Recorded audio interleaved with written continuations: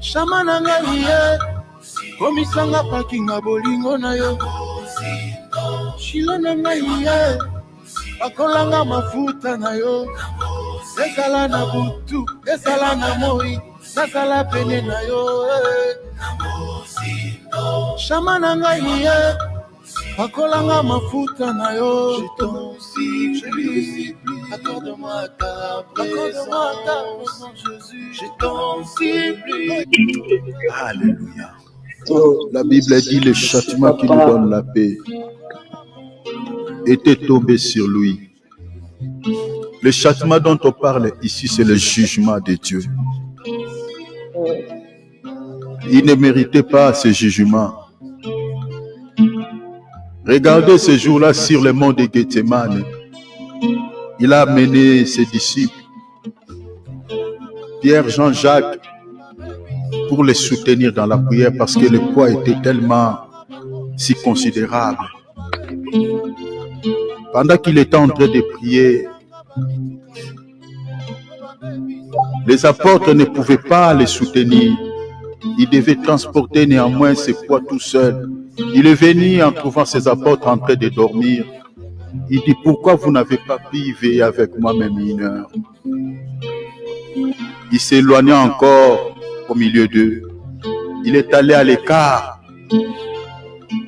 parce qu'il devait néanmoins affronter cette épreuve si lourde pour nous sauver. La Bible dit, pendant qu'il était en train de prier, moi et toi, mes bien-aimés, quand on prie intensément, ce n'est pas le sang qui sort sur nos visages, c'est la sueur. Mais la Bible dit, lui, ce n'était pas la sueur, mais c'était le grumeau de sang. Le Seigneur allait déjà mourir même sur le mont de Gethsemane. Parce que la Bible dit, il traversait entre la mort et la vie. Il passait entre la mort et la vie parce qu'il était en état d'agonie. Le sang sortait sur son visage à cause de la douleur. Parce que la douleur était si profonde. Oh mon Dieu, tout ça c'est à cause de moi et toi pour que nous ayons la vie. Mais combien de chrétiens sabotent ces dons gratuits de Dieu? Ils ne savent pas la souffrance que le Seigneur a endurée pour nous sauver. Le Seigneur a prié plus de 3 fois sur le mont de Gethsemane. Il dit, papa, s'il est possible, éloigne cette coupe, éloigne cette croix, éloigne cette épreuve que je ne l'endure pas. Éloigne cela. Il a prié plus de 3 fois. Le Seigneur est en état d'agonie. Bien-aimé, rappelez-vous quand quelqu'un est en état d'agonie, il faut que les médecins l'entourent, les surveillent. Il passe entre la mort et la vie. Les secours étaient venus du ciel. Les anges sont descendus dans un vol rapide pour pouvoir les fortifier, pour pouvoir l'encourager. Oh mon Dieu, pour nous sauver, mes bien-aimés, vous ne savez pas combien le Seigneur a souffert pour nous délivrer. J'aimerais que tu l'adores. Oh Mokoriyama Boshaya. J'aimerais que tu l'adores. Commencez à l'élever. Alléluia. Commencez à l'exalter. Oh, oh, Alléluia. Alléluia. Alléluia. Alléluia. Seigneur, merci. Seigneur, merci. Seigneur, merci. Seigneur, merci pour l'œuvre de la croix. Commencez à le glorifier. Le Seigneur a souffert pour que nous ayons la vie. Le Seigneur a souffert pour que nous soyons délivrés des liens de nos familles. Le Seigneur a souffert pour que nous puissions avoir la supériorité sur les démons. Ce n'était pas une chose facile. Le sang était déjà versé sur le mont de Gethsemane. Dis-lui encore merci pour l'œuvre de la croix. Commencez à prier, s'il vous plaît. Alléluia. Merci Seigneur Jésus. Merci pour ce sacrifice à la croix pour moi. La Bible dit dans l'épître de 1 Jean chapitre 5, je crois verset 2, verset 3, 4. L'Écriture dit ceci. La victoire qui triomphe du monde, c'est notre foi. La victoire qui triomphe du monde, c'est notre foi. Il y a 3 éléments ici. Je suis en train de faire cette petite exhortation pour te montrer une comment tu peux bien prier ici. Il y a 3 éléments. La Bible dit la victoire, ça c'est de 1. Qui triomphe quoi? Le monde. De 2, la Bible dit c'est notre foi. C'est-à-dire l'arme par laquelle qui nous donne la victoire. 5, verset 4. Merci beaucoup mon bien-aimé Philippe. Notez 1 Jean chapitre 5 verset 4e. C'est-à-dire l'arme par laquelle nous utilisons pour remporter la victoire au combat du monde, au combat qui nous est imposé dans ce monde par l'ennemi. Cette arme-là s'appelle quoi? La foi. Vous savez que nous sommes les habitants de la terre et il y a pas mal de combats qui nous est imposés par l'ennemi dans certains domaines donnés. Mais si nous voulons remporter la victoire dans ce monde par rapport à ces domaines-là, la Bible dit l'arme par laquelle que Dieu a mis à notre portée, que Dieu a mis à notre disposition, cette arme-là s'appelle la foi. C'est ça en fait la pensée de cette écriture. La victoire qui triomphe du monde, ce n'est pas si autre chose, mais c'est la foi. C'est-à-dire tu peux jeûner, tu peux faire plusieurs jours dans le jeûne et prière. Si tu ne possèdes pas cette arme, tu n'auras jamais la victoire face à cette situation. Je ne sais pas les domaines sur lesquels tu traverses actuellement ou tu es en train de traverser ou tu es en train de demander à Dieu une solution par rapport à cela. Peut-être que tu t'inquiètes par rapport à ta vie, par rapport, voilà, peut-être que tu as des problèmes de finances, des problèmes de santé, je ne sais pas quoi d'autre encore. Mais retenez que la victoire n'est possible que si tu as la foi.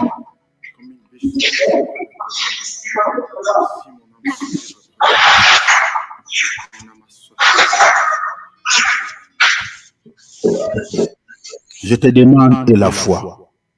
Il a dit dans sa parole dans Marc chapitre, je crois chapitre 24, si je m'abuse dans Marc quelque part, il dit tout ce que vous demanderez en priant à mon nom, croyez que vous l'avez reçu et vous le verrez s'accomplir. Soit un homme de foi, soit une femme de foi. La foi, c'est quoi? La foi, c'est-à-dire, tu espères à quelque chose que tu n'as pas vu, mais tu crois que cela existe. Tu crois que tu l'as déjà. Tu crois que tu le possèdes. C'est ça même ce qui est dit dans Hébreux 11. Si tu lis Hébreux 11, 1, 2, 3, la Bible dit Dieu, même pour créer les mondes, il a créé ce monde par la foi. C'est-à-dire, il n'y avait rien, mais il appelait l'existence ce qui n'existait pas. Il prononçait, il libérait la parole. Et l'auteur aussi. Marc chapitre 11, verset 24. Marc chapitre 11, verset 24. Merci beaucoup, mon frère. Merci. Merci. Tu es très important dans le corps du Seigneur Jésus-Christ. Merci beaucoup. Dieu te bénisse. Donc, la Bible dit, notez ce passage, Marc 11, 24. Le Seigneur dit, tout ce que vous demanderez en priant, en mon nom, pas au nom de Bouddha, pas au nom des ancêtres, mais en son nom, le Seigneur dit, croyez, la foi, que vous les possédez. La foi, ce n'est pas d'abord voir quelque chose. La foi, c'est-à-dire, tu n'as pas encore vu, tu n'as pas palpé, tu ne sais d'où ça viendra. C'est comme Mardochée quand il disait à la reine Esther, il dit, regardez les décrets déjà signés, bon, on dit qu'on va exterminer tous les Juifs. Comme toi, tu es auprès du roi, tu dis que tu ne peux rien faire, mais retenez que si toi, tu n'interviens pas, le secours viendra même de nulle part, de quelque part. Vous comprenez? Mais quand Mardochée disait comme ça, ne savait pas ça viendra d'où. Parce que l'Israël n'avait plus l'armée, il était en captivité.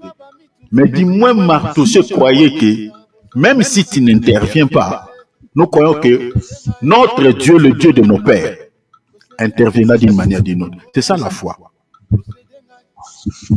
Je sais que tu as un problème, tu ne sais d'où viendra le secours. Tu ne sais à qui tu peux mettre en fait l'espoir, tu peux compter plutôt pour pouvoir t'aider par rapport à cette situation. Mais laisse-moi te dire, compte sur Dieu. Compte sur le Seigneur. Et dis, Seigneur, je sais que je n'ai personne dans ce monde. Personne ne peut m'aider par rapport à cela. Mais moi, je sais que tu peux décanter cette situation en ce mois d'avril, cette année même. Alors, fais confiance à Dieu. Augmente ta foi. Ne pleure pas. Mais manifeste ta foi et fais-lui confiance. En ce mois d'avril, le mois prochain, cette année, demande à Dieu qu'il te visite. Bien-aimé, la parole que nous prêchons, si cette parole est incapable de nous libérer dans nos situations, c'est que la parole que nous sommes en train de prêcher, ce n'est pas la véritable parole. Dans leur détresse, Dieu n'avait pas envoyé autre chose si ce n'est que la parole. Et la Bible dit, c'est cette parole qui leur avait accordé la délivrance. La parole que nous prêchons là, cette parole doit être capable de pouvoir nous accorder aussi les solutions par rapport à nos problèmes. Invoque le Seigneur. Dis Seigneur, dis un mot. En ce mois d'avril, je vais parler. Je vais vivre le changement. Alors parlons d'abord. S'il vous plaît, prions au nom de Jésus avant de passer au message. Père!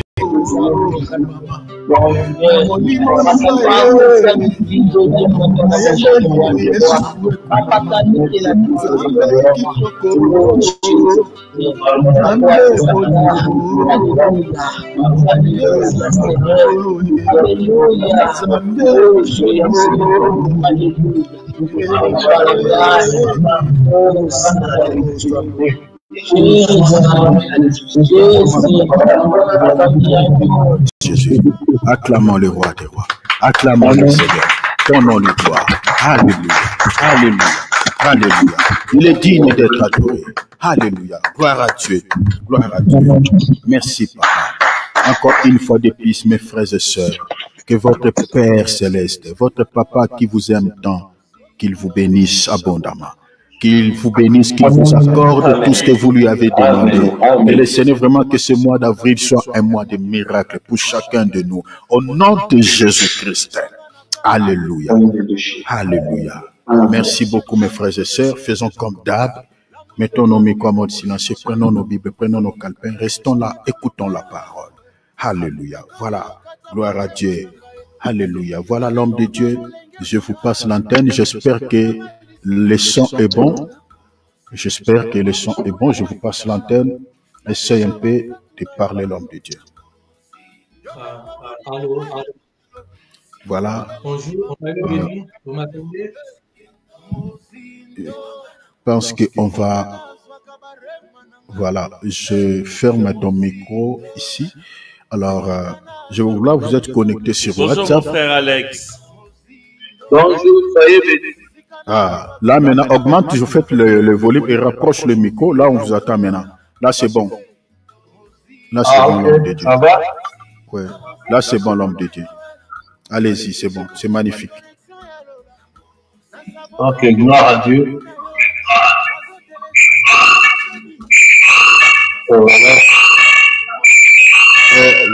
Tu as baissé le volume, l'homme de Dieu.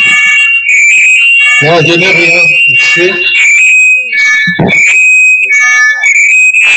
Est-ce que tu as mis l'écouteur sur ton appel? L'écouteur, ça va appliquer vraiment le son. Sur ton appel, tu as l'écouteur, tu peux mettre l'écouteur et ça va beaucoup. Voilà. Mettez le casque sur ton attel. Le Natel que tu utilises, le téléphone que tu utilises en direct, mais celui de WhatsApp, tu peux laisser et puis tu abaisses juste le volume et puis c'est bon. Je pense que ça va être réglé. Là, ton micro sur WhatsApp est fermé. Alors, le micro sur WhatsApp est fermé. Si tu peux ouvrir et puis tu essayes. Désolé, hein, c'est les aléas des directs.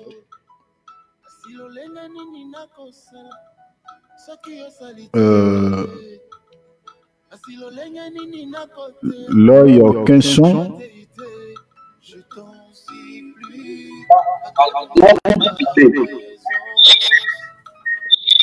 Est-ce que tu as mis l'écouteur sur le téléphone que tu utilises en direct? En fait, le téléphone que tu as en direct, tu peux mettre l'écouteur là, et puis tu réduis son volume, et puis tu utilises le téléphone WhatsApp pour récupérer le son.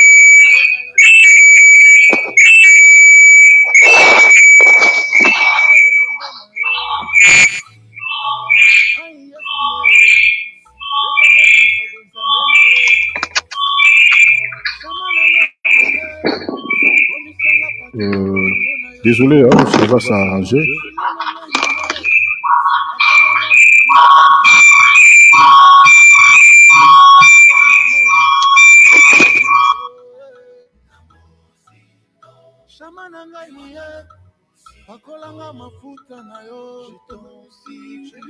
Ça va? Oui, oui, allez-y. Là, je vois, on dirait que c'est bon là. C'est bon? L'homme de Dieu. Parlez, il faut parler l'homme de Dieu. Oui, alors, vous m'attendez très bien? Oui, là, on t'attend. Oui, On t'attend, c'est bon. bien qu'il y a des échos, mais on t'attend. Allez-y, commencez d'abord comme ça, l'homme de Dieu, ça va, je crois que ça va s'améliorer. Ok, gloire à Dieu. Que Dieu soit loué.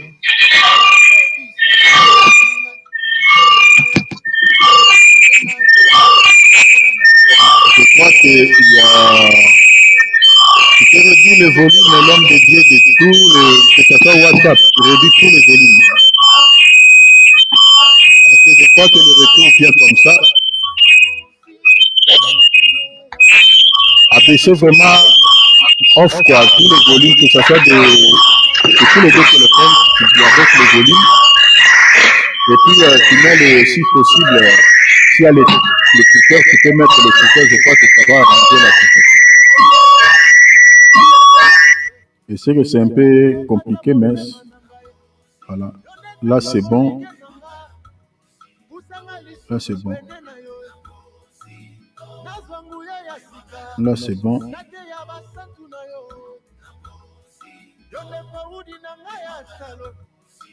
Est-ce que l'homme de Dieu, tu peux essayer le micro de StreamYard? Parce que... Essaye un peu de parler là. Allô? Là, c'est bon. Voilà, ça passe pas. C'est ça le problème. Ça passe pas. Donc, mettons-les, remettons comme ça.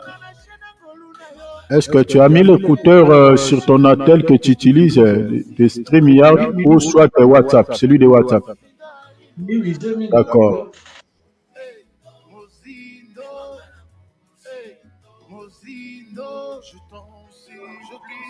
Désolé, hein, je ne sais pas, souvent c'est compliqué la partie technique.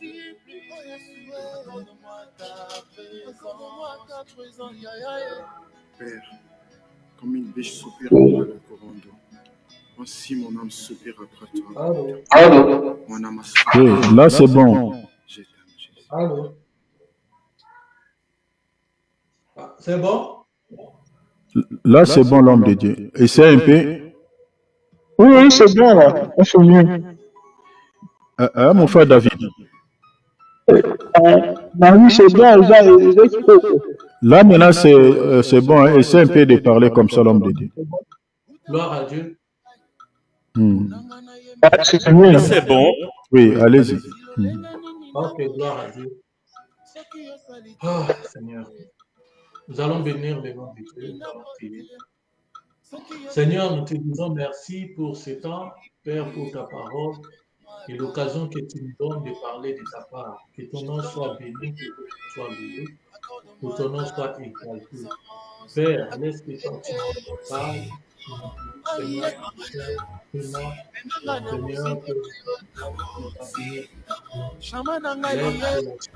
sur cette terre et que toi tu parles à ton peuple comment sans contrôle. Tout ce qui n'est pas de toi, qui est perturbé, déroulement de l'éducation, nous déposons cela au nom de Jésus. Seigneur, tu laisses que ton Seigneur te guide.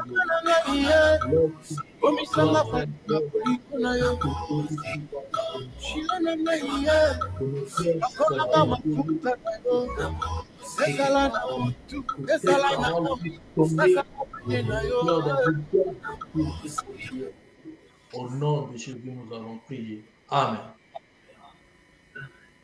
Amen. Dieu, dans le Seigneur, que Dieu vous bénisse. Que la grâce de Dieu soit avec vous tous au nom de Jésus-Christ. Nous sommes en train de parler sur le thème qui est intitulé « Le salut est un don gratuit, mais l'enlèvement exige un prix à payer ». Je peux dire aussi pour ce soir, nous allons parler sur aussi un sous-thème qui est intitulé « Pourquoi on a été sauvé ?» Ou bien pourquoi sommes-nous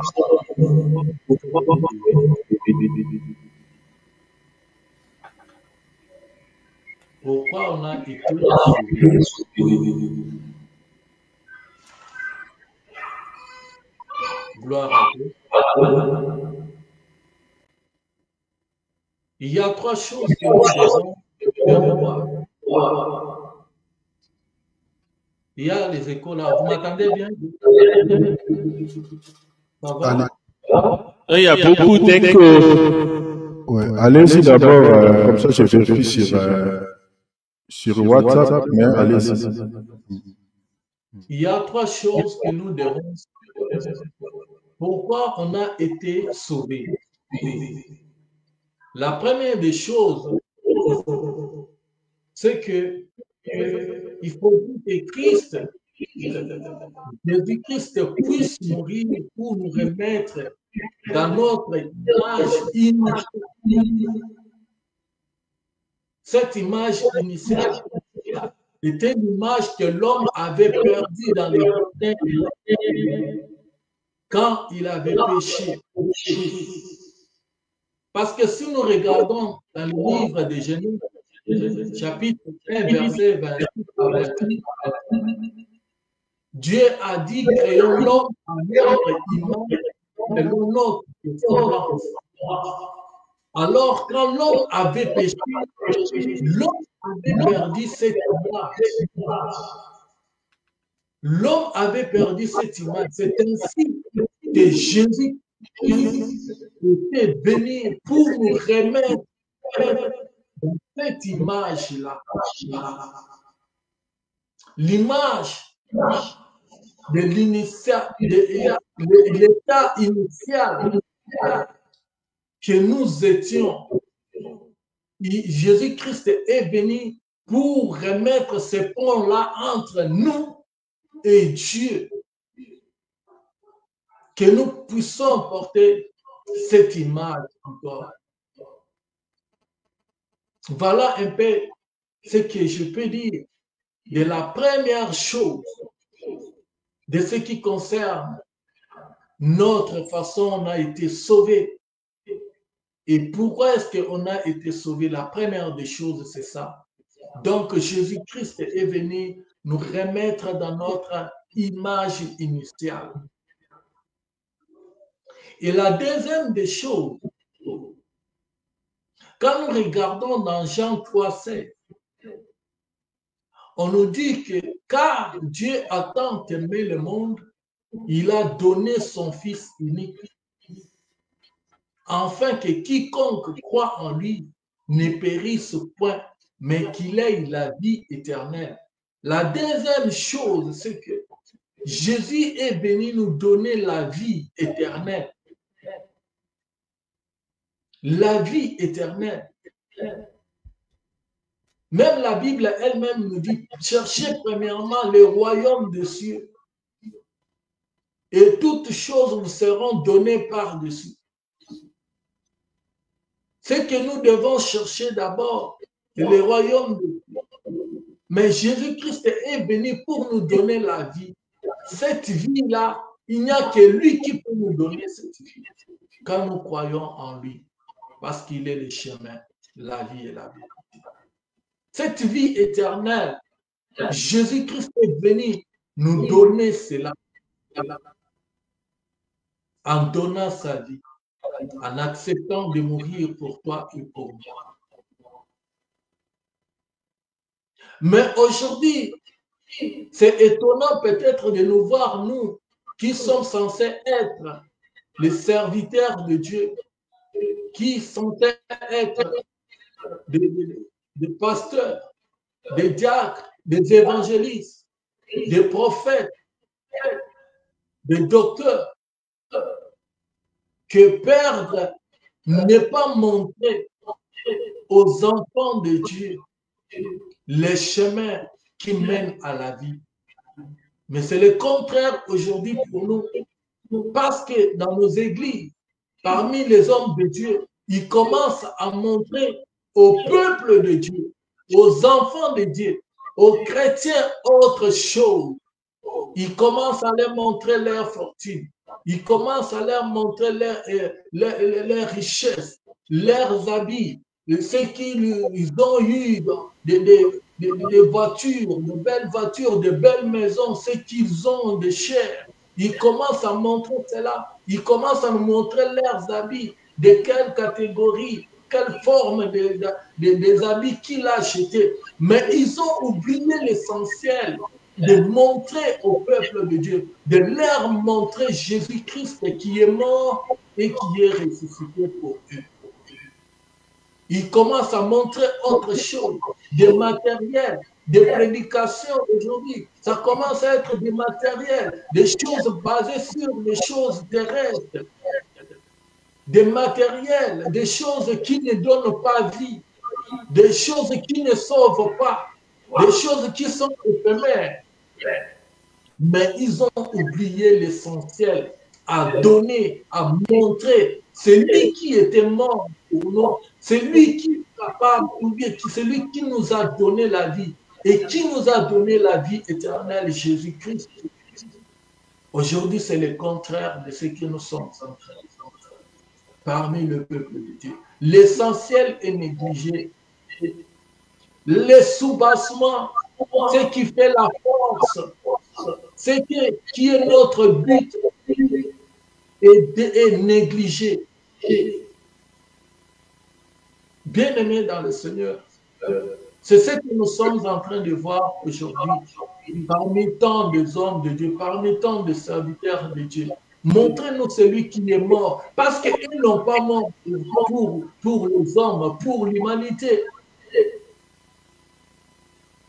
Mais il y a quelqu'un qui est mort, qui a souffert à la croix pour sauver le peuple, pour me sauver, pour te sauver. C'est Jésus-Christ. Alors, à notre tour, nous devons aussi montrer ce Jésus-Christ-là, qui est la vie l'éternelle, qui est la vie et le chemin. C'est Jésus-là le montrer à d'autres personnes qui puissent aussi les recevoir et être aussi sauvés. On a été sauvés, nous devons aussi sauver les autres.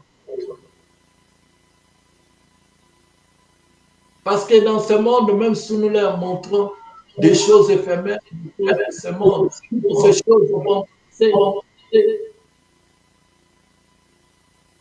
des fortunes, de belles villes, ou bien de là où nous habitons, il fait beau de vivre, il fait beau de rester là-bas, de leur montrer tout cela, mais les essentiels, on ne les montre pas.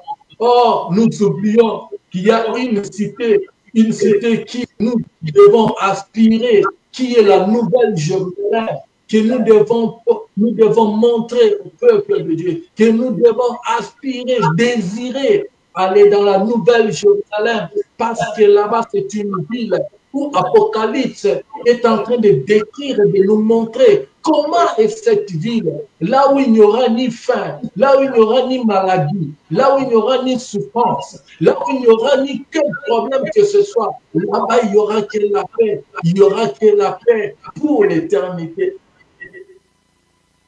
C'est là où nous devons aspirer. C'est là où que nous devons désirer y être. Là où il fait beau vivre. Là où nous devons passer notre temps avec le Seigneur. Là où il est beau de demeurer. Que de rester, de courir. De rester, de se donner. Et prêt à tout faire pour gagner ce monde. Parce que la Bible espère perdre son âme, de gagner ce monde, s'il perd son âme. Qu'est-ce que tu vas gagner si tu perds ton âme et que tu gagnes ce monde? Qu'est-ce que tu vas gagner?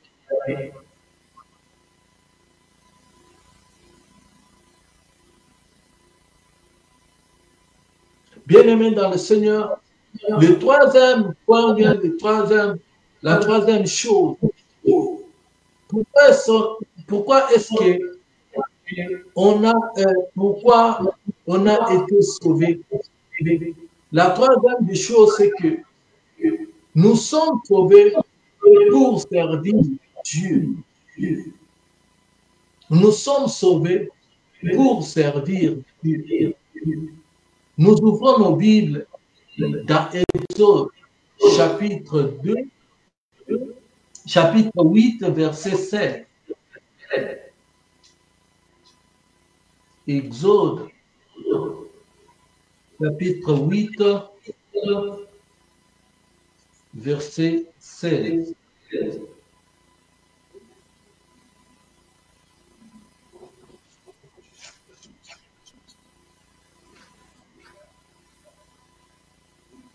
Il est écrit, l'Éternel dit à Moïse, lève-toi de bon matin et présente-toi devant Pharaon. Il sortira pour aller près de l'eau.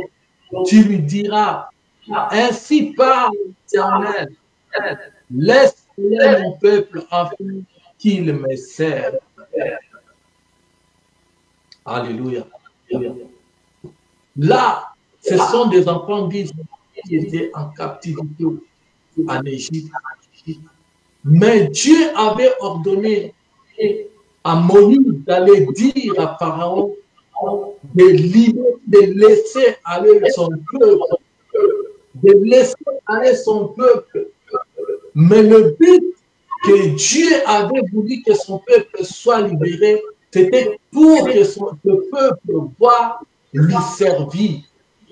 Il a dit à Moïse de dire à Pharaon qu'il puisse laisser aller son peuple. Parce que ce peuple doit aller servir son Dieu. Dans ce que nous venons de lire. Et d'une part, nous regardons, nous voyons que l'Égypte, c'est l'état où l'homme est dans l'état de péché, où il ne connaît rien, il ne connaît pas Dieu, il ne connaît pas le Seigneur.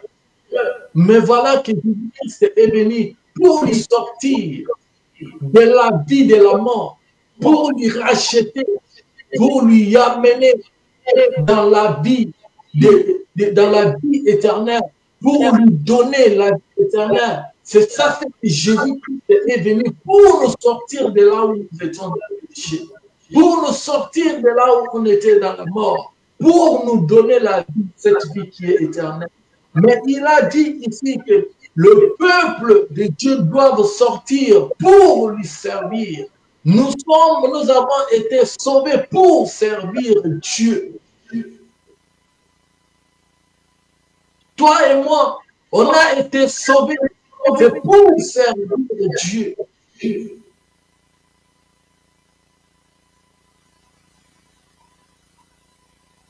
Dieu avait un but pour les enfants d'Israël. que quand ils vont sortir de l'esclavage, ils vont aller nous servir.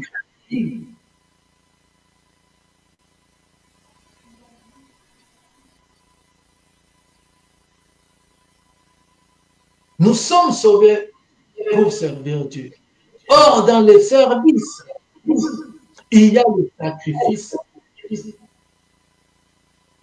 Dans Psaume 1, il est écrit, l'Éternel a fait de nous un royaume des sacrificateurs. Toi et moi, nous sommes des sacrificateurs. On a été choisis pour servir Dieu. Quand nous servons Dieu, il y a des sacrifices. Il y a des sacrifices.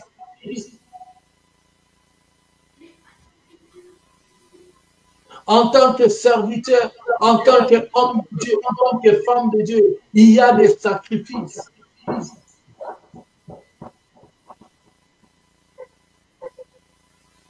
Tout sacrificateur doit donner les sacrifices.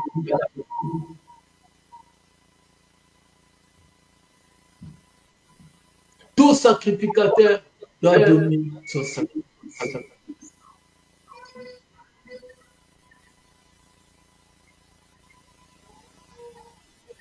Mais nous avons notre modèle qui est Jésus-Christ, lui-même, qui était un souverain sacrificateur, en même temps sacrificateur et aussi sacrifice.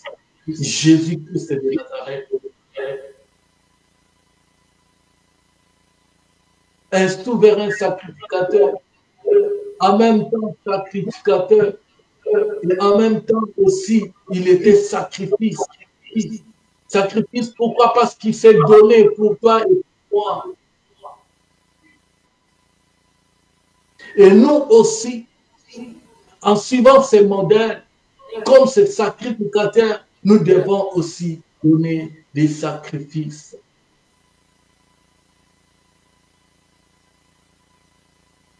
C'est sacrifier pour Dieu. Il y a des principes, il y a aussi des ordres dans ce service que nous sommes en train de faire. C'est sacrifier, il y a aussi des ordres, des privations aussi, c'est priver de certaines choses. Pour nous dire qu'un sacrificateur n'est pas n'importe qui peut faire n'importe qui peut se donner, s'habiller comme tout le monde, qui peut manger, qui peut être là à l'aise comme tout le monde fait, comme tout le monde le fait. Non. Être sacrificateur, c'est celui qui sait dans sa tête que je suis là pour me sacrifier, me donner un ordre quelconque dans ma vie, un ordre, une ligne de conduite à suivre, parce que je ne suis pas appelé à me comporter comme tout le monde a fait, comme tout le monde. Non, il y a des choses que je ne peux pas faire. Il y a des endroits où je ne peux pas aller côtoyer, ni aller participer ou bien assister. Il y a des gens que je ne peux pas côtoyer. Il y a des choses qui me sont interdites, que je ne peux pas toucher. Parce que je suis un sacrificateur de Dieu. Je suis un mis à part pour Dieu. Je suis là pour donner gloire à mon Dieu et je suis appelé à toucher à des choses saintes pour la gloire de Dieu. Je suis mis à part. Je suis mis de côté. Je dois me priver de certaines choses. Je dois me sacrifier pour cela. Mais pour obtenir ma bénédiction, même ce que Dieu m'a promis, je dois avoir une ligne de conduite. Je dois avoir comment est-ce que je dois me comporter pour obtenir ma bénédiction, pour entrer dans ma destinée, pour entrer dans ce que Dieu m'a promis. Je dois avoir une façon de me comporter.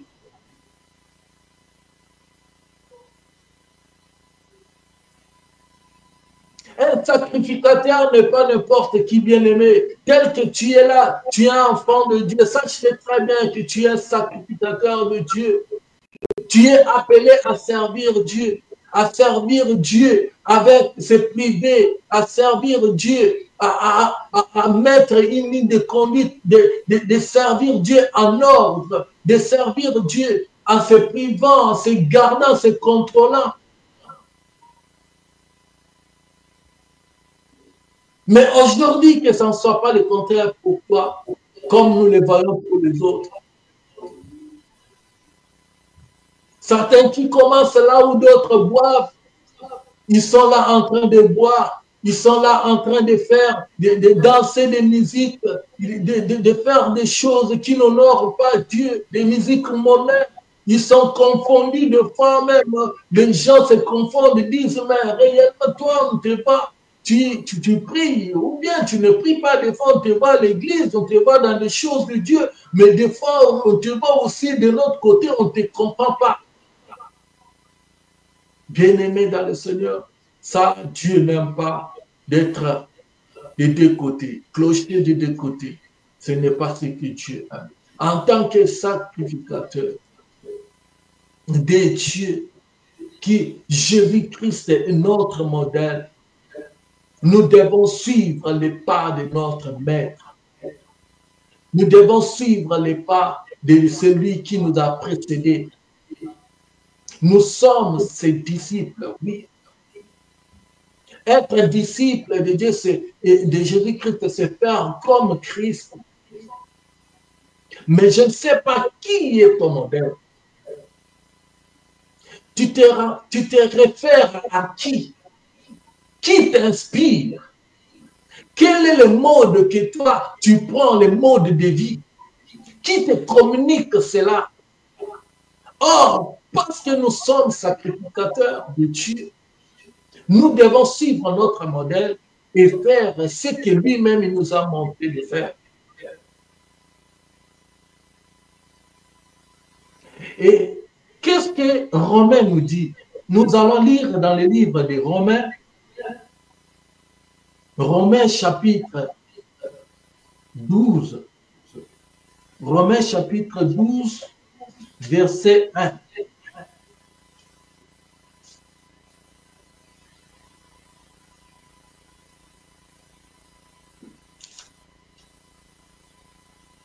Romains chapitre 12, verset 1, il est écrit, je vous exhorte donc, frères, par les compassions de Dieu, à offrir vos corps comme un sacrifice vivant. La première des choses, on nous dit comme un sacrifice vivant. La deuxième des choses, sainte. Troisième, agréable à Dieu. Ce qui sera de votre part un culte raisonnable.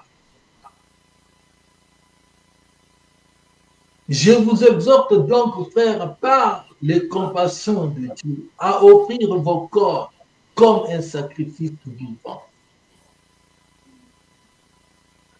Oui, mon corps est le temple de Dieu. Mon corps est l'habitation du Saint-Esprit. Mon corps, c'est là où Jésus-Christ réside. Je dois garder ce corps, ce temple de Dieu propre pour honorer le nom de Jésus-Christ. Mais je ne dois pas livrer mon corps à certaines choses qui déshonorent Dieu. Non, parce que je suis un sacrificateur. On dit à offrir vos corps comme un sacrifice vivant. Un sacrifice vivant. Un sacrifice vivant. Un sacrifice vivant pour la gloire. Saint et agréable. Agréable à qui? À Dieu. Je ne peux pas pleurer les hommes. Je ne peux pas peut-être faire semblant de le faire peut-être en cachette. Je ne peux pas me comporter ou bien changer de vie, de mode de vie. Montrer la face B aux hommes ou bien à mon entourage. Mais de l'autre côté quand je suis seul, ou bien quand je me retrouve dans un autre pays, ou bien quand je me retrouve en province, ou bien quand je me retrouve au Congo, je me retrouve en Europe, je me retrouve en Amérique, je me retrouve en Océanie, bien quelque part où je suis, je sais que, d'ailleurs, ici, je suis seul, mais je peux faire de ma vie tout ce que je veux, personne ne me verra, personne ne va me pointer du doigt, tous mes fidèles, ou bien tous les membres de mon église sont restés là-bas, là, ici, là, je suis seul, personne ne me voit, je peux faire ma vie comme je veux. Non, tu te trompes, bien-aimé. Tu te trompes. Ne te trompe pas. Parce qu'au ciel, il y a quelqu'un qui te voit. Il y a quelqu'un qui te voit partout. Tu ne peux pas te cacher devant Dieu. La Bible nous dit que devant Dieu, nous sommes à nu et à découvert.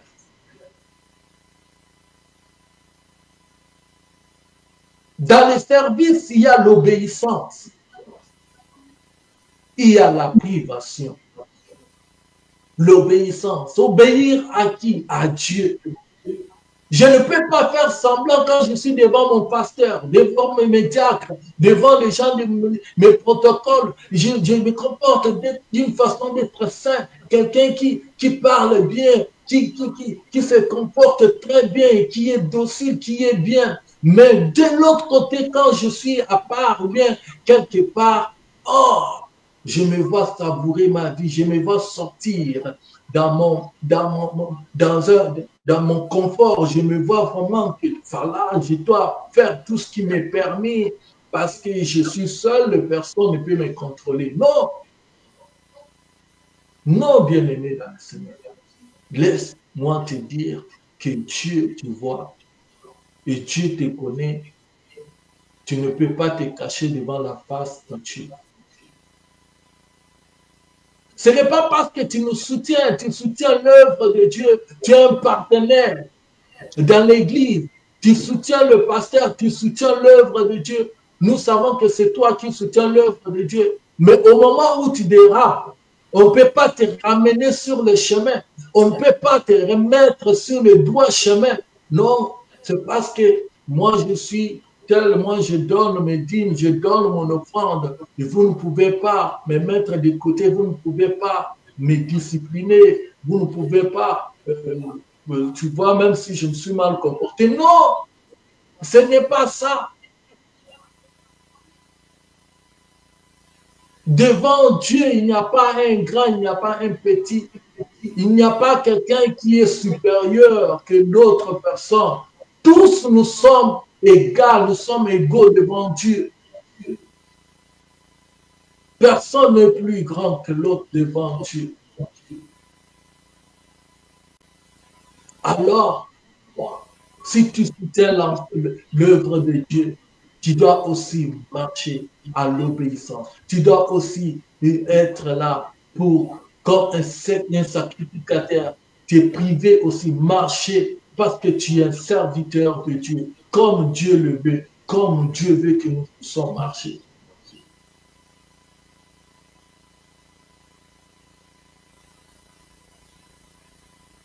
C'est ça ce que Dieu nous demande.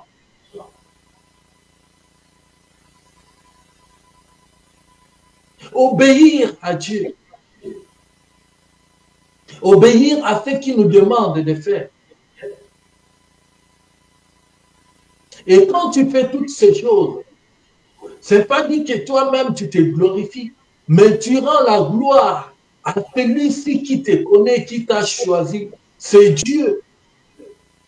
Et devant Dieu, il est en train de voir comment est-ce que tu te comportes.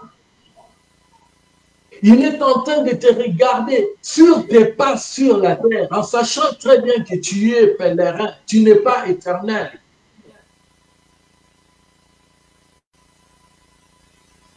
Sur cette terre, tu ne vas pas rester éternellement. Tu es un pèlerin. Alors, il y aura un temps, il y aura un jour où tu vas rendre compte de ta vie. Tu vas rendre compte de ce que tu es venu faire sur la terre. Et ce temps-là, tu seras seul devant Dieu. Tu ne seras pas avec d'autres personnes, avec tes amis. avec les gens peut-être qui t'encouragent dans le mal, avec des gens qui t'encouragent, qui te disent que non, tu es aussi jeune, oh non, tu es aussi, tu peux le faire comme d'autres personnes. Non.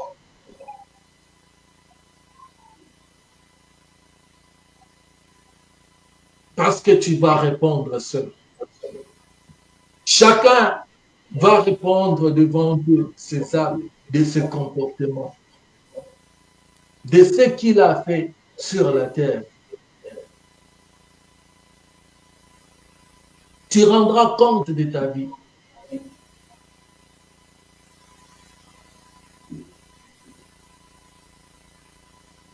Nous sommes des pèlerins, bien-aimés dans le Seigneur. Être sacrificateur, je disais que c'est se priver, la privation. Quand d'autres prennent de la bière, tu ne peux pas le prendre. Même si tu as des moyens pour t'en acheter, je ne peux pas. Et je ne peux pas le faire aussi pour acheter pour d'autres. Des fois, nous tombons dans ces pièges-là, où au moment où d'autres viennent te dire, non, donne-nous quand même à boire. Et tu vois très bien qu'ils sont en train de prendre de l'alcool. Tu vois très bien qu'ils sont en train de prendre de la bière. Et tu viens, tu leur donnes encore l'argent. Tu vois que quelqu'un est en train de fumer. Tu viens, tu lui achètes, tu lui donnes encore l'argent. Il part, il achète encore des cigarettes. Avec ton argent, il part, il achète encore de la bière pour se saouler encore davantage. Pour encore prendre, acheter des cigarettes, pour détruire le temple de Dieu davantage. Et tout ça, toi, tu fais quoi? Tu contribues. Quand tu contribues à cela, et toi aussi tu participes, tu lui donnes un coup de main dans ce qu'il est en train de faire, sache-le très bien que ce péché-là va retomber sur toi.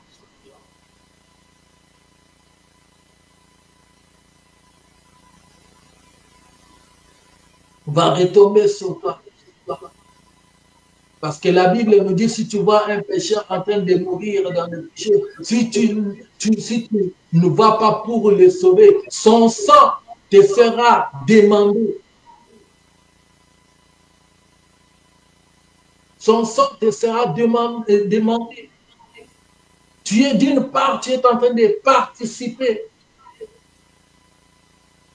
à sa mort. Tu es en train de lui encourager.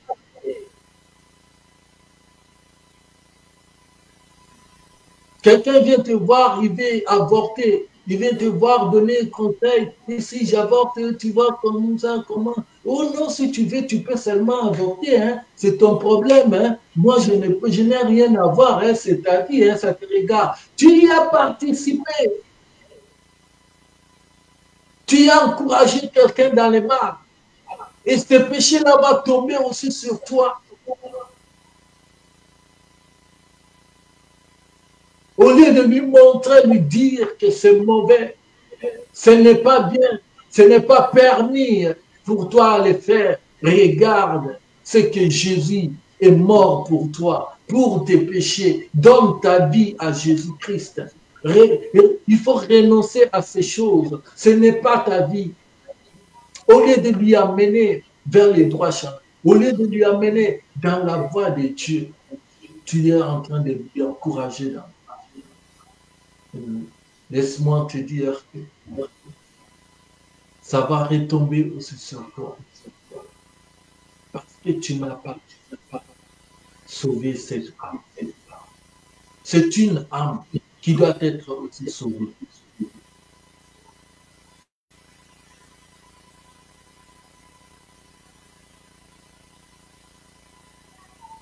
C'est sacrifié. Voilà un peu les choses que Dieu nous a sauvés. On a été sauvés pour ça, les servir.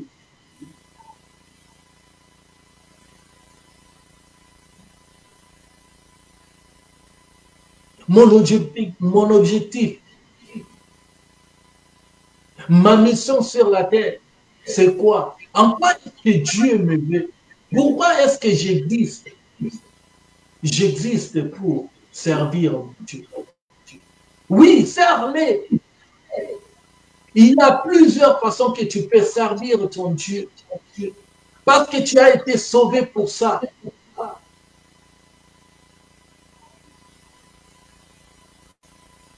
Il y a plusieurs façons où quand tu les fais, tu sens même dans ton cœur, tu as de la joie.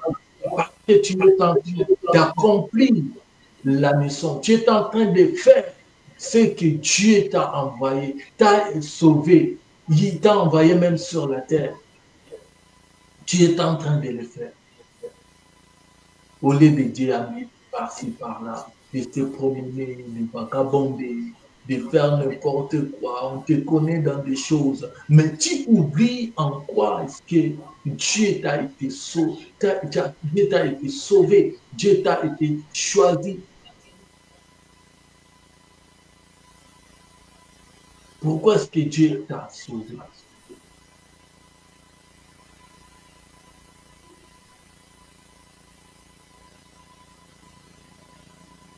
Je dois lui obéir.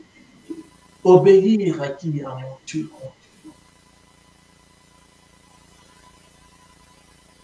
L'obéissance à Dieu. Aujourd'hui, c'est le contraire. Nous obéissons beaucoup à nos pasteurs. Quand on les voit, on obéit. On est là sympa. On est là doux, calme. Quand on dit oui, papa, oui, j'écoute. Oui, papa, oui. Mais c'est lui qui est plus que ton pasteur. C'est lui qui est plus que tout ce que tu as pour lui obéir, pour lui écouter, pour faire ce que lui veut. C'est difficile. Mais tu fais semblant aux yeux de tout le monde pour leur montrer que tu es bien, tu fais bien. Et double. Dieu n'aime pas ça. Soit il faut montrer ta position, que nous le sachions et que Dieu m'aime. Et que Dieu même le sache que non, tu es d'un côté où tout le monde te connaisse. Tu es dans telle chose où tu évolues bien, tu dis peut-être oui, je suis dans le monde, je fais mes choses dans le monde. Oui, gloire à Dieu. Parce que je ne connais pas encore ce Dieu-là. C'est mon temps peut-être de vivre dans le monde. Mais au lieu de clocher de Dieu. C'est ce qu'Élie avait dit même au prophète de Baal. Pourquoi clocherez-vous de deux côtés? Ni Baal et Dieu, allez chez les Baal. Si Dieu est Dieu, restez chez Dieu.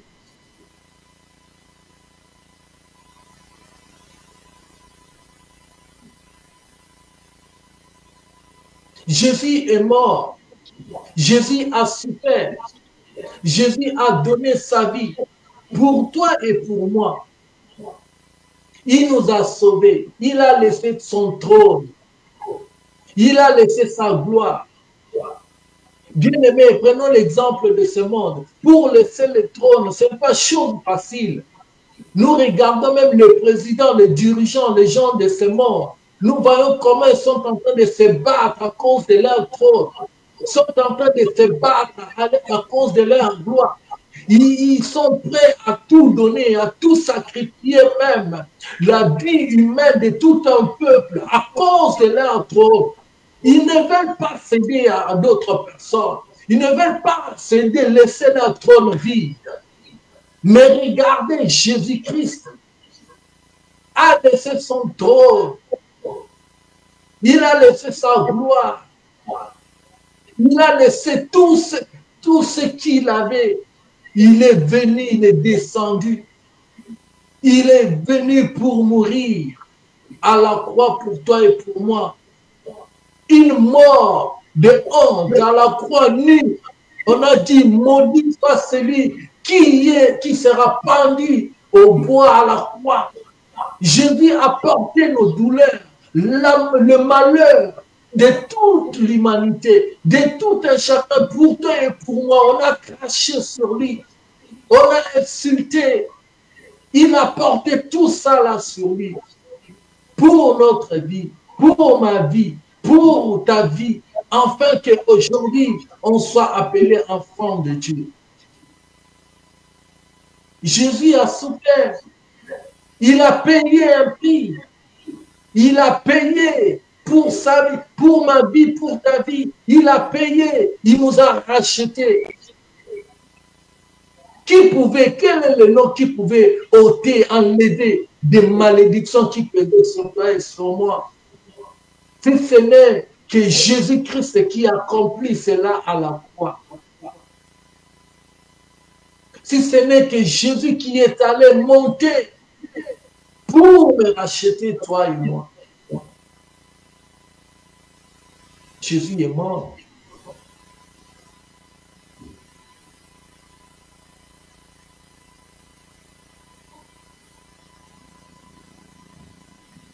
Malgré qu'ils étaient à la croix de Golgotha, des autres, ils ont reconnu leur péché. L'un qui a reconnu son péché, il a dit non. Il a dit à l'autre qui était de l'autre côté, il a dit non. Nous, quand même, nous avons fait des choses. Nous avons tué. Nous méritons cette mort, mais pas celui-ci qui est au milieu. Lui ne mérite pas. Lui, il est innocent. Il a reconnu. Il a dit non. Lui, il est innocent. Mais nous nous reconnaissons de ce que nous avons fait. Oui, nous sommes conscients de cette condamnation. Nous acceptons. Nous méritons cela. Mais pas celui-ci. Mais pas Jésus.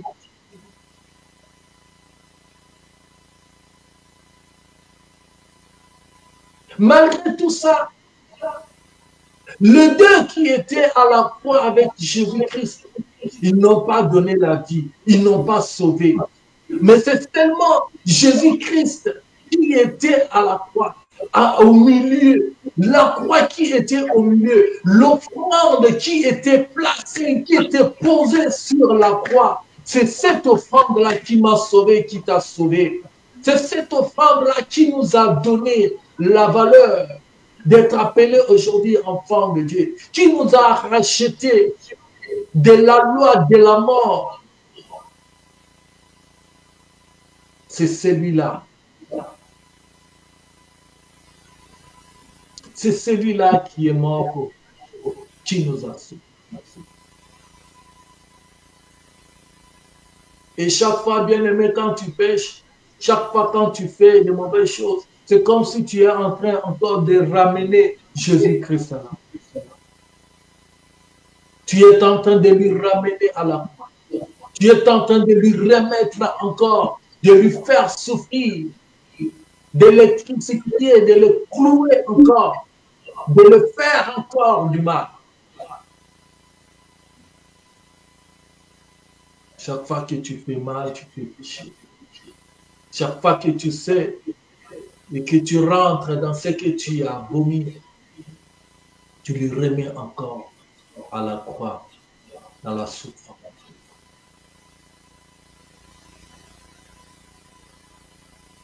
Il y a quelqu'un qui est monté à la croix pour toi et pour moi. Il y a quelqu'un qui est mort et qui a dit tout est accompli. Tout est accompli. Il a tout fait. Il a tout accompli pour ma vie et pour ta vie.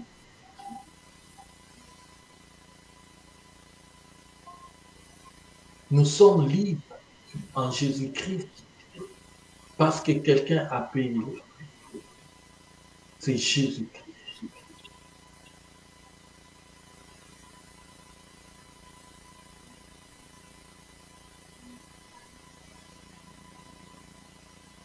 Jésus a payé les prix pour qu'aujourd'hui, moi et toi, nous soyons appelés enfants de Dieu.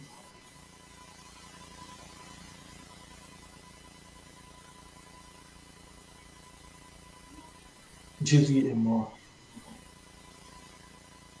Il nous a donné l'image initiale, l'image qu'on avait perdue. Il nous a redonné cette image. Jésus nous a donné la vie en abondance.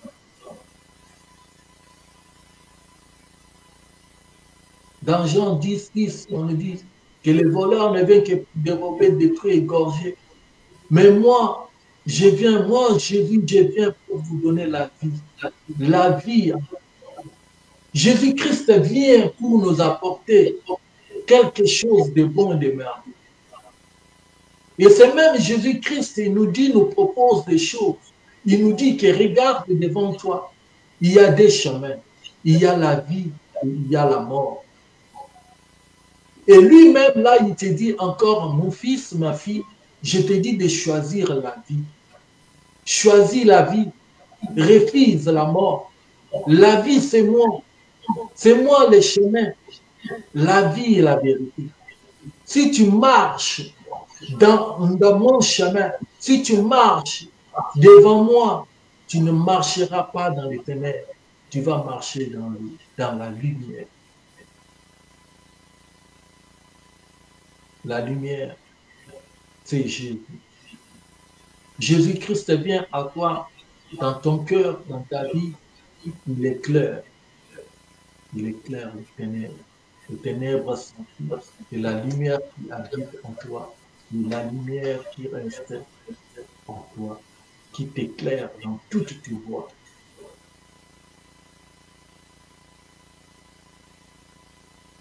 La vie éternelle. Et il nous dit encore qu'il nous a sauvés pour les servir. Ce que nous venons de voir, servir Dieu. Oui, servir Dieu, c'est bon. Servir Dieu. Et parce que nous sommes des sacrificateurs appelés à le servir avec discipline, avec ordre. C'est sacrifier pour lui seul. Lui obéir.